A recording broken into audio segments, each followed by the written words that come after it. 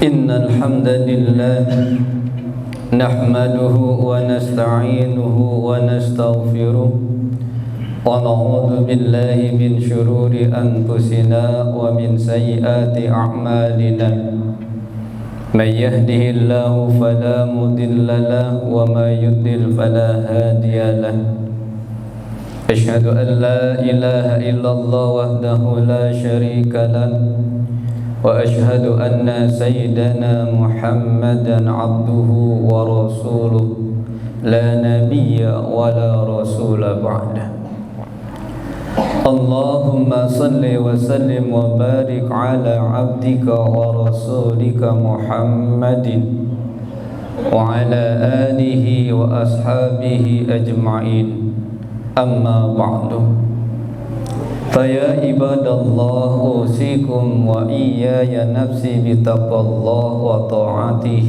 لعلكم ترحمون فقال الله سبحانه وتعالى في كتابه الكريم أعوذ بالله من الشيطان الرجيم يا أيها الذين آمنوا اتقوا الله حق تقاته ولا تموتن إلا وأنتم مسلمون وقال أيضا يا أيها الذين آمنوا اتقوا الله وقولوا قولا سديدا يصلح لكم أعمالكم ويغفر لكم ذنوبكم ومن يطع الله ورسوله فقد فاز فوزا عظيما Ma'asyiral muslimin jamaah Jum'ah rahimakumullah. Pada kesempatan yang berbahagia ini tiada kata yang patut kita ucapkan selain rasa syukur kita kehadirat Allah Subhanahu wa taala, Tuhan seru sekalian alam, atas limpahan nikmatnya kepada kita semua, baik nikmat iman, nikmat Islam, nikmat sehat wal afiyah, nikmat kemampuan, mana dengan nikmat ini semuanya alhamdulillah kita masih bisa berkumpul di tempat yang penuh berkah ini dalam rangka melaksanakan salah satu kewajiban kita, yaitu salat Jum'ah berjamaah. Di samping kita juga sedang melaksanakan puasa Ramadan. Mudah-mudahan ibadah kita semuanya diterima oleh Allah Subhanahu wa taala. Salawat beriring salam semoga tetap tercurah limpah kepada Nabi kita Muhammad sallallahu alaihi wasallam beserta para keluarga dan para sahabatnya, dan mudah-mudahan kita dianugerahkan oleh Allah keistiqomahan untuk selalu berpegang teguh kepada ajaran Rasulullah sallallahu alaihi wasallam sampai dengan kematian memisahkan kita, dan penuh harapan mudah-mudahan kelak di akhirat kita dikumpulkan Allah bersama Rasulullah sallallahu alaihi wasallam di dalam surganya. Amin ya rabbal alamin. Ma'asyiral muslimin jamaah Jum'ah rahimakumullah. Bulan Ramadan adalah bulan yang penuh dengan keberkahan.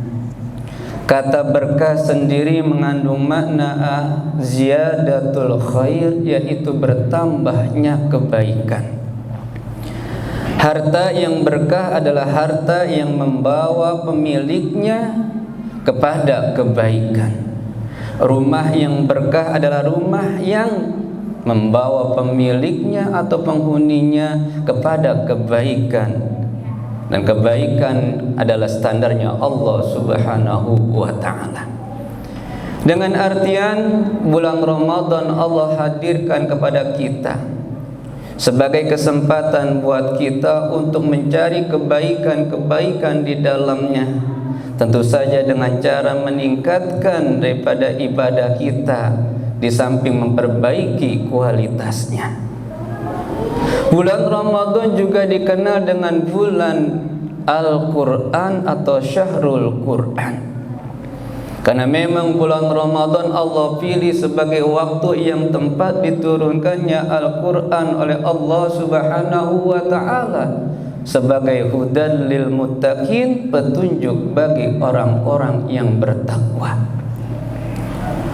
Berbicara dengan Al-Quran, Khususnya lagi di bulan Ramadan ini menjadi momentum buat kita untuk selalu berinteraksi dengan Al-Quran. Maka wajar kalau kita lihat orang-orang berlomba-lomba untuk membaca Al-Quran, membuat target-target tertentu. Ada yang mempunyai target, bulan ini saya harus khatam minimal 1 kali. Ada yang mentargetkan bisa mengkhatamkan Al-Quran 2 kali, 3 kali, dan seterusnya. Itu baik. Itu baik. Sebagai bentuk kita, ikhtiar kita dalam mencari keberkahan dari Allah Subhanahu wa ta'ala. Namun perlu kita tafakuri, kita pahami firman Allah dalam surah Fatir ayat 32, di mana Allah Subhanahu wa ta'ala berfirman, a'udzu billahi minasyaitonir rajim, summa awrasnal kitaba alladzina astafaina min ibadina faminhum zalimun li nafsi wa minhum muqtasid wa minhum sabiqun bil khairati bi iznillah dzalikal fadlul kabir. Kemudian kitab itu kami wariskan kepada orang-orang yang kami pilih di antara hamba-hamba kami. Di antara mereka ada yang zalimun linnafsi, menzolimi diri mereka sendiri. Di antara mereka juga ada yang pertengahan, dan di antara mereka juga ada yang selalu berbuat kebaikan dengan izin Allah Subhanahu wa ta'ala. Yang demikian itu adalah karunia yang besar. Ma'asyiral muslimin jamaah Jum'ah rahimakumullah. Kalau kita lihat dari isi ayat ini, bahwasanya kita ini adalah umat pilihan Allah Subhanahu wa ta'ala. Dari sekian banyak umatnya, dari sekian banyak nabi dan rasulnya, kitalah yang dipilih oleh Allah Subhanahu wa ta'ala, umat Nabi Muhammad sallallahu alaihi wasallam, untuk dititipkan, untuk diwariskan yang namanya Al-Quran. Seharusnya kita berbangga dari sekian banyak umat di muka bumi ini, dari sekian banyak rasul dan umatnya, kitalah yang dipilih oleh Allah untuk diberikan yang namanya Al-Quran. Dari sini juga tergambar ketika orang itu dikasihkan oleh Allah warisan berupa Al-Quran. Ternyata berbeda-beda mereka dalam menyikapi warisan tersebut, berbeda-beda mereka dalam menggunakan Al-Quran tersebut. Minimal dari ayat ini kita bisa lihat orang yang berinteraksi dengan Al-Quran dikelompokkan oleh Allah menjadi 3 kelompok. Yang pertama, zalimun li nafsi, dikasih Al-Quran, zalimun li nafsi, tapi dia menganiaya dirinya sendiri. Zalim artinya menempatkan sesuatu bukan pada tujuannya, menempatkan sesuatu bukan pada peruntukannya, menempatkan sesuatu bukan pada fungsinya. Itulah yang namanya kezaliman. Misal kita punya sepatu, sepatu itu dibuat, diperuntukkan tempatnya adalah kaki. Yang berhak memakai sepatu adalah kaki. Tapi ada orang nyoba-nyoba sepatu dipakai di atas kepala. Inilah perumpamaan daripada kezaliman, karena dia menggunakan sesuatu bukan pada tempatnya. Zalim dia. Lalu bagaimana kaitannya dengan Al-Quran? Kok kita bisa berinteraksi dengan Al-Quran tapi kita dikatakan menganiaya diri kita sendiri lantaran Al-Quran tersebut? Banyak orang bisa membaca Al-Quran, dikasihkan warisan oleh Allah Subhanahu wa ta'ala Al-Quran, tapi apa? Dia tidak manfaatkan Al-Quran itu sebaik-baiknya, dengan artian dia tidak pelajari, dia tidak kaji, apalagi mengamalkannya. Jadi Al-Quran hanya sebagai barang antik, dia simpan di lemari, ataupun kalau dibaca hanya sekedarnya saja. Ataupun bisa dia paham, dia hafal Al-Quran, tapi nyatanya isi-isi Al-Quran tidak pernah dia praktekkan. Kita hafal surah Al-Ikhlas, atau yang lebih dikenal dengan surah Kulhu.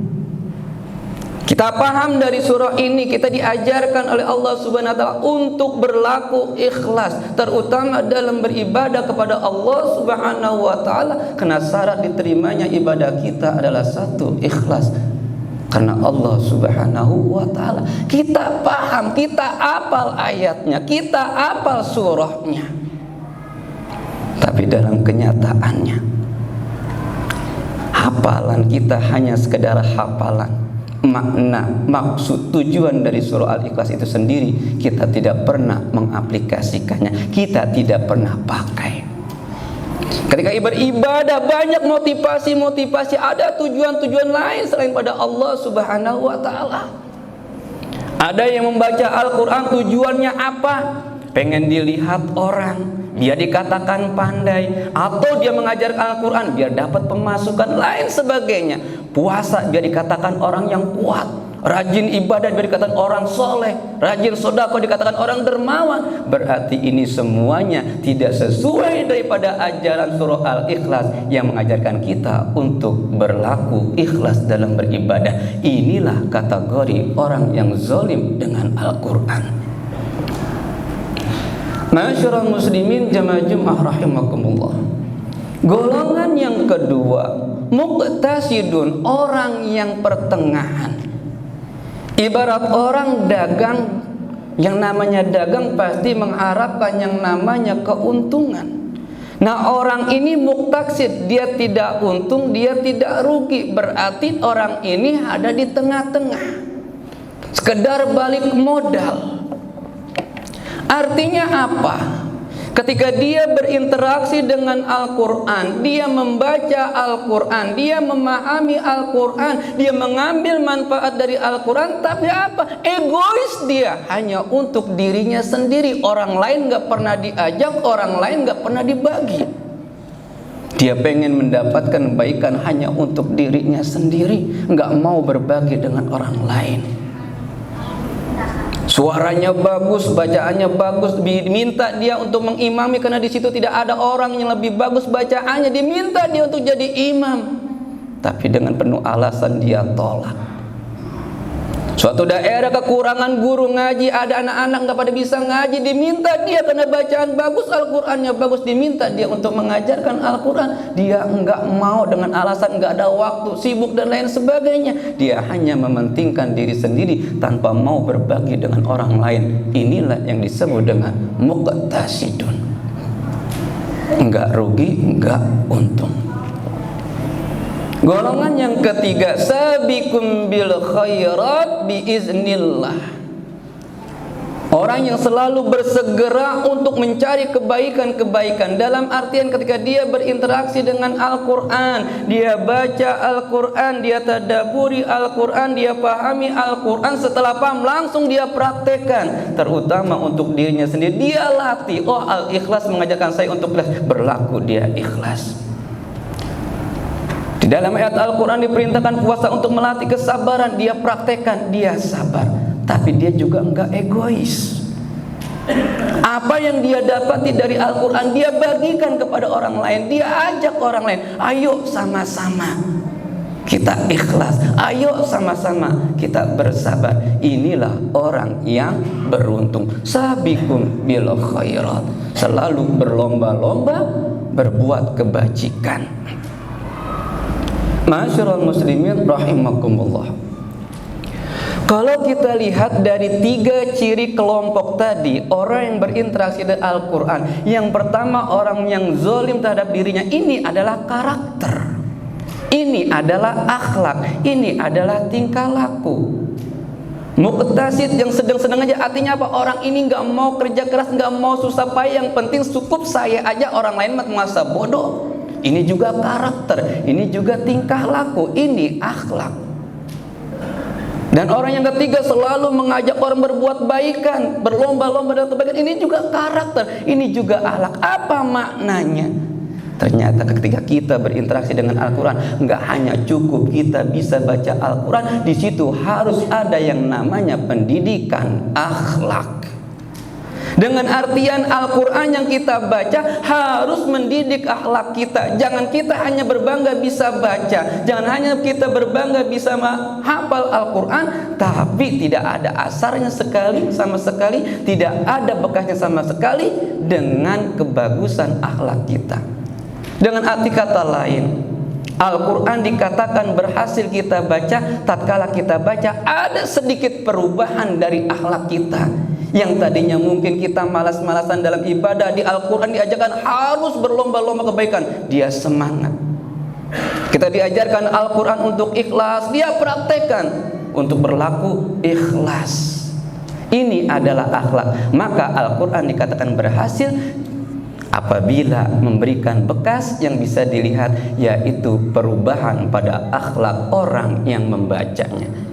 Sehebat apapun orang membaca Al-Quran, sehafal apapun dia Al-Quran, tapi tidak diimbangi, tidak ada pengaruhnya dalam perubahan akhlaknya, begitu-begitu saja, berarti Al-Quran hanya sekedar bacaan, hanya sekedar hafalan saja. Mudah-mudahan dengan momentum yang tepat ini, mari kita perbaiki sedikit lagi. Yang tadinya mungkin kita hanya sekedar baca Al-Quran, mungkin hanya sekedar menghafal Al-Quran, mulai kita praktekkan sedikit-sedikit apa yang ada di dalam Al-Quran, khususnya untuk perbaikan akhlak kita. Mudah-mudahan Allah mengabulkan itu semua. Barakallahu li wa lakum fil Qur'anil azim, wa nafa'ni wa iyyakum bima fihi minal ayati wa zikril hakim. Aqulu qawli hadza wa astaghfirullahal azim li wa lakum wa lisairil muslimina min kulli dzamb fastaghfiruhu innahu huwal ghafurur rahim. Allahumma shalli wa sallim ala sayyidina Muhammad wa ala ali sayyidina Muhammad. Allahumma shalli. Alhamdulillahilladzi lahu ma fis samawati wa ma fil ardh wa lahul hamdu fil akhirah wa huwal hakimul khabir. أشهد أن لا إله إلا الله وحده لا شريك له وأشهد أن سيدنا محمدا عبده ورسوله لا نبي ولا رسول بعده. اللهم صل وسلم وبارك على عبدك ورسولك محمد وعلى آله وأصحابه المجاهدين الطاهرين والتابعين وتابع التابعين ومن تبعهم بإحسان إلى يوم الدين وإلينا معهم برحمتك يا أرحم الراحمين. اللهم اغفر للمسلمين والمسلمات والمؤمنين والمؤمنات الأحياء منهم والأموات إنك على كل شيء قدير. ربنا تقبل منا صلاتنا وصيامنا وقيامنا وركوعنا وسجودنا وقعودنا وتضرعنا وتخشعنا وتعبدنا وتمم تكسيرنا يا الله يا الله يا الله يا رب العالمين. اللهم اهدنا بهداية القرآن ونجنا من النار بحرمة القرآن ويسر أمورنا أمور الدنيا والآخرة بالقرآن الكريم. اللهم اجعلنا وأولادنا وذرياتنا من أهل العلم والخير ومن أهل القرآن ومن حفاظ القرآن ومن حملة القرآن ولا تجعلنا وإياهم من أهل الشر والضير. ربنا آتنا في الدنيا حسنة وفي الآخرة حسنة وقنا عذاب النار والحمد لله رب العالمين. عباد الله إن الله يأمر بالعدل والإحسان وإيتاء ذي القربى وينهى عن الفحشاء والمنكر والبغي يعظكم لعلكم تذكرون. فاذكروا الله العظيم لي ولكم ولسائر المسلمين من كل ذنب فاستغفروه إنه هو الغفور الرحيم.